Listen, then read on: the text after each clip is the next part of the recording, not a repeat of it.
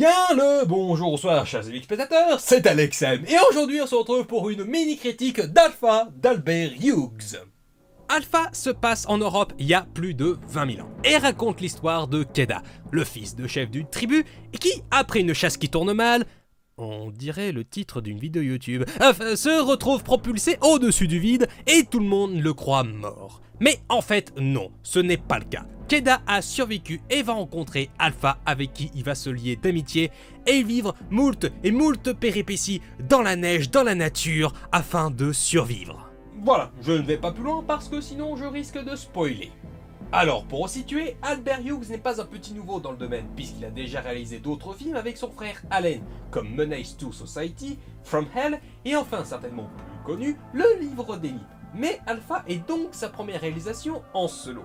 Mais je n'ai vu aucun de leurs précédents films, donc je ne connais pas leur style, ainsi je vais donc m'en tenir à ce que j'ai vu dans Alpha. Et justement donc, qu'est-ce que ça vaut, Alpha? Bah, c'est sympathique. C'est pas un excellent film, c'est pas non plus ce qu'on pourrait appeler un bon film, mais c'est correct. En fait, Alpha, c'est une histoire de survie assez classique dans le fond. Surtout quand on a vu l'excellent The Remnant d'Alejandro González Iñárritu. En fait, c'est surtout qu'on sait déjà d'avance ce qui risque d'arriver dans ce genre de film. On sait déjà ce qui risque de se passer en fait.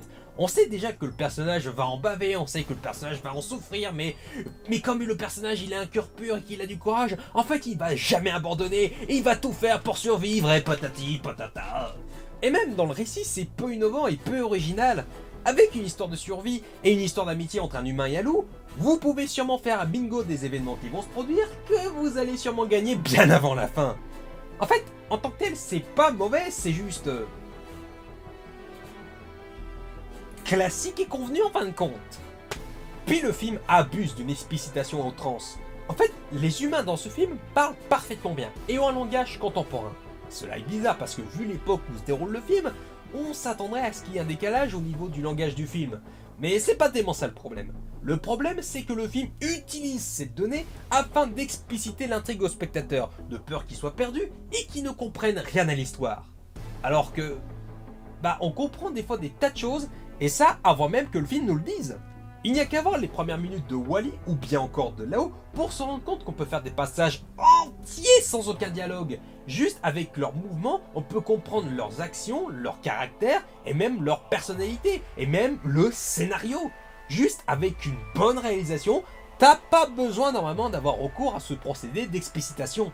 Puis cela aurait rendu le film plus impactant si les personnages avaient été en quelque sorte muets. Cela aurait donc obligé le casting à être plus expressif au niveau de leurs expressions du visage et même au niveau de leur expression corporelle justement, car cela aurait donc rendu leurs personnages plus humains.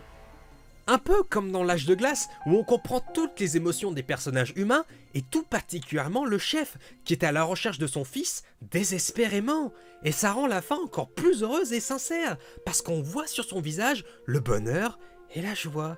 Puis, comme dans la saga La planète des singes, où les protagonistes primates sont plus touchants en parlant juste le langage des signes. C'est cette retenue dans les paroles qui rend le récit encore plus touchant, car nous, spectateurs, on s'implique plus dans les émotions car on a lu dans le regard et le visage des personnages. Mais dans Alpha, la moindre action doit être dite par un personnage. Par exemple, Keda et Alpha sont blessés et se trouvent dehors. Et là, Degen arrive, et là, Keda les regarde durement, mais inquiet. Et là, il dit, faut qu'on trouve un abri. Ok, oui, on avait compris. Le personnage voit les hyènes arriver, on comprend qu'il y a une menace, on voit qu'il est inquiet, puisqu'on sait qu'il est blessé et qu'il est donc sans défense. Picote, on le voit dans une grotte avec des flammes, aux aguets, de peur d'être en danger. Pas besoin de rajouter une ligne de dialogue inutile. Et c'est ça, tout le film. Et il n'y a pas particulièrement d'émotion qui se dégage du long métrage. Le film a une âme, attention, mais comme l'histoire est classique et prévisible, du coup, difficile et très mu, même s'il y a un sentiment d'accomplissement.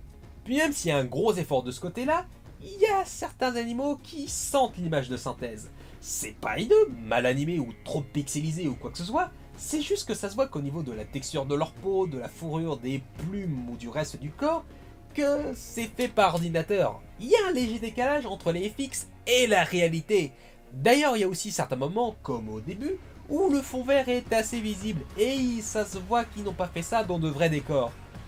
Mais en vrai, c'est du chipotage. C'est du chipotage parce qu'une grande partie du film, par contre, a été tournée en décor naturel.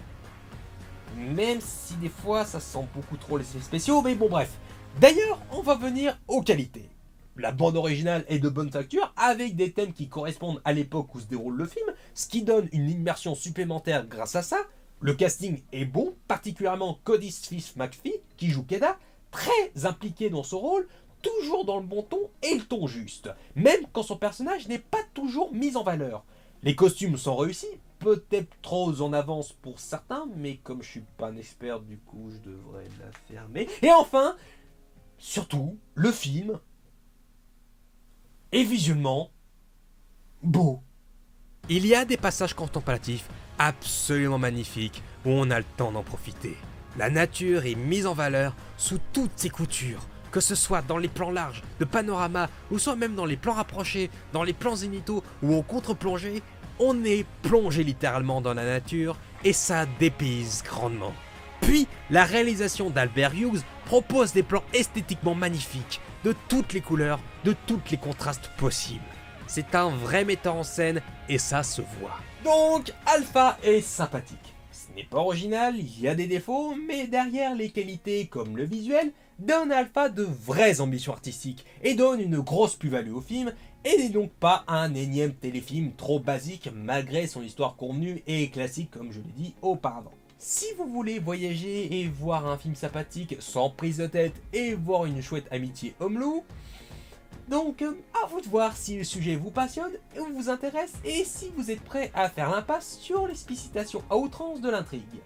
Je vous dis à plus, à la prochaine. Salut.